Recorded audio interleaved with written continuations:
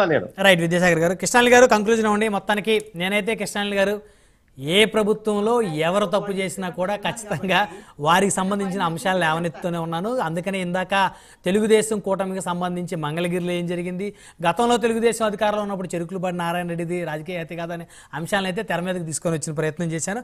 But అది కొంతమందికి నచ్చవచ్చు, కొంతమందికి నచ్చకపోవచ్చు. విద్యాసాగర్ గారు చాలా ఎక్స్ప్లెయిన్ చేశారు.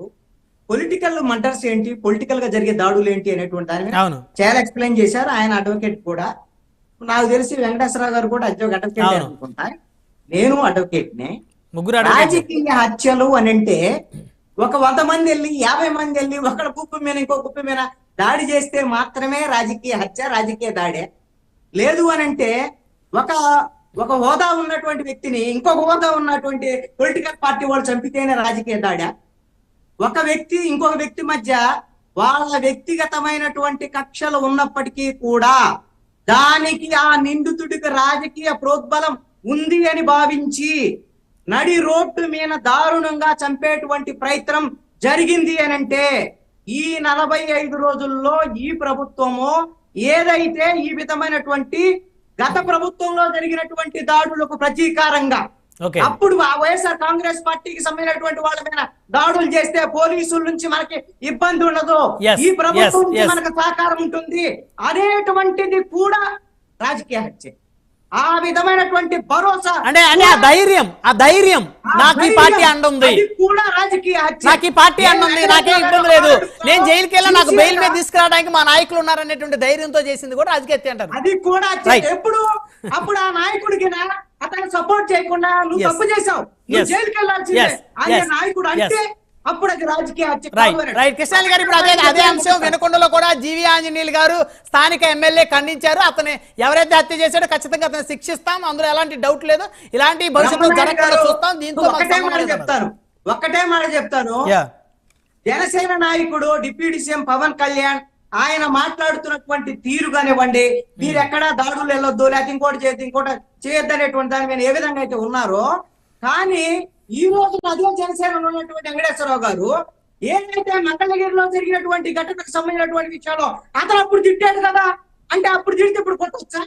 అంటే దీన్ని మాత్రం సపోజ్ అంటే వైఎస్ఆర్ కాంగ్రెస్ పార్టీ ప్రభుత్వంలో జరిగిన రాజకీయ దాడులు తెలుగుదేశం గవర్నమెంట్ లో జరిగితే మాత్రం అది పోలీసులు తేల్చాల్సినటువంటి అంశం అంట. ఈ విధమైనటువంటి ధోరణి ఇప్పటికే చెప్తున్నాను. ఒకటి చెప్తాను, గత 5 ఏళ్లలో జరిగినటువంటి దాడులకి రెట్టింపు సంఖ్యలో ఈ 45 రోజుల్లో జరిగాయి. చాలా నష్టం జరుగుతుంది. ప్రతి అంశాన్ని గమనిస్తున్నారు. ఎన్నికల సమయంలో తీర్పిచ్చే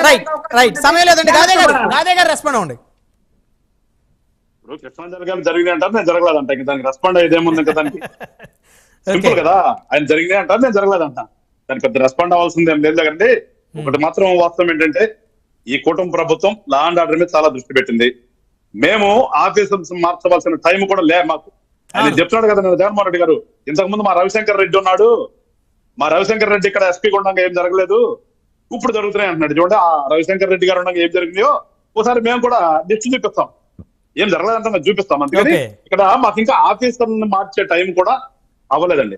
ఇంకా పోలీసు వ్యవస్థలో చాలా చోట్ల ఆఫీసులు మార్చాలి, కానీ మార్చే టైంలో కూడా మేము లా అండ్ ఆర్డర్ మీద చాలా కంట్రోల్ గా ఉంది, చాలా కంట్రోల్ గా ఉందని చెప్తున్నాం. రాష్ట్రంలో లా అండ్ ఆర్డర్ కంట్రోల్ ఉంది కాబట్టి రాజకీయ హత్యలు జరగట్లేదు, లేకపోతే జరిగేమో తెలియదు. కానీ చాలాగా మేము కృష్ణాంజలి గారు చెప్పినట్టుగా మా ఆలోచనలన్నీ కూడా రాష్ట్రాన్ని ఏ రకంగా అభివృద్ధి చేయాలనే దాని మీద ఉన్నారు. చూడండి, మా మంత్రులు గాని మా ముఖ్యమంత్రి గారు కానీ అరే ఫస్ట్ క్యాబినెట్ లోనే మంత్రుల్ని హెచ్చరించారండి చంద్రబాబు నాయుడు గారు, మీ పనితీరు సరిగా లేదు, ఇంకా పనితీరు అంటే వాళ్ళు 20 రోజులు 30 రోజులు కొత్త వాళ్ళు అవంతా అవగాహన చేసుకోవాలి. అప్పటికే అన్నారు. అంటే మా ఆలోచన అంతా కూడా పరిపాలన మీద ఉందో తప్పితే ఈ పిచ్చి రాజకీయ కక్షలు తీర్చుకుందామనే ఆలోచన మాకు లేదు, ఉండదు. రాజకీయాలంటే మేము రాజకీయాలతో చూస్తాం తప్పితే వ్యక్తిగత గొడవలకు వ్యక్తిగత కక్షలుగా మేము వెళ్ళే ఆలోచన మాకు లేదు, మాకు అవసరం లేదు కూడా. మళ్ళా చెప్తున్నాం, మేము మా రాజకీయం మేము చేస్తుంది రాష్ట్రం అభివృద్ధి కోసం, రాష్ట్రంలో ప్రజల కోసం చేస్తున్నాం.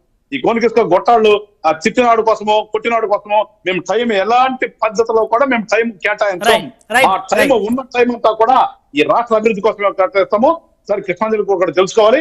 మళ్ళా చెప్తున్నాను, ఒక నెలలో మొత్తం రాష్ట్రంలో ఉన్నటువంటి లా అండ్ ఆర్డర్ అంతా కూడా మా కంట్రోల్లోకి వస్తుంది. Right. నిజంగా చాలా ఎక్కడెక్కడ మంచి సంతోషం అది, ఆఫీసర్లు గాదే గారు. వేస్తాము. వీళ్ళందరూ కూడా పాత వాళ్ళు ఉన్నారు. ఇప్పుడు కూడా పాత వాళ్ళు ఉన్న చోట కొన్ని సంఘటనలు జరుగుతున్నాయి. Right. వాళ్ళు ఉదాసీనంగా ఉన్నారు. అవన్నీ కూడా మార్చి ఈ రాష్ట్రంలో ఒక్క అవాంఛనీయ సంఘటన కూడా జరగకుండా చూసే బాధ్యత కుటుంబ ప్రభుత్వం తీసుకుంది. రైట్, ఏమంటారు విద్యాసాగర్ గారు?